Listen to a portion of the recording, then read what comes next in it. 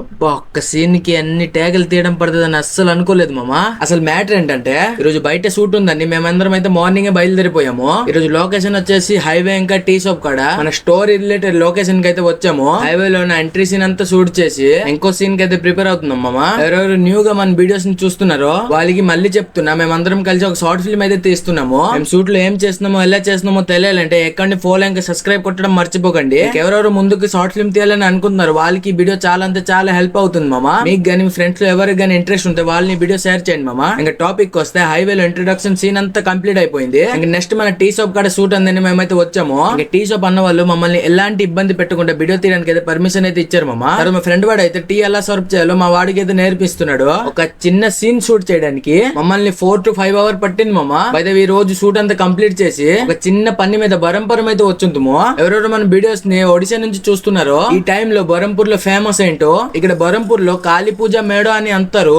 ఇలాంటి ఫెస్టివల్స్ కి మీ ఊర్లో ఏమంటారు ఒకసారి కామెంట్ చేయండి మామా. చూసారు ఎంత చక్కని డెకరేషన్ అయితే చేసినారు. ఇంకా నేను ఇంకా మా ఫ్రెండ్ గడ అయితే మంచిగా అయితే దర్శనం చేసాము. ఆఫ్టర్నూన్ టైం అని మాకు మంచిగా దర్శనం అయితే దొరికింది. మీరు కూడా ఒకసారి దర్శనం చేసేయండి మామా. ఇంకా మనం తీసే షార్ట్ ఫిల్మ్ అయితే మీదే కనిపిస్తుంది కదా, ఆ అకౌంట్ లో అయితే అప్లోడ్ అవుతుంది. అది మీరు మిస్ కాకూడదు. అంతా అకౌంట్ ని ఫాలో ఇంకా సబ్స్క్రైబ్ కొట్టడం మర్చిపోకండి.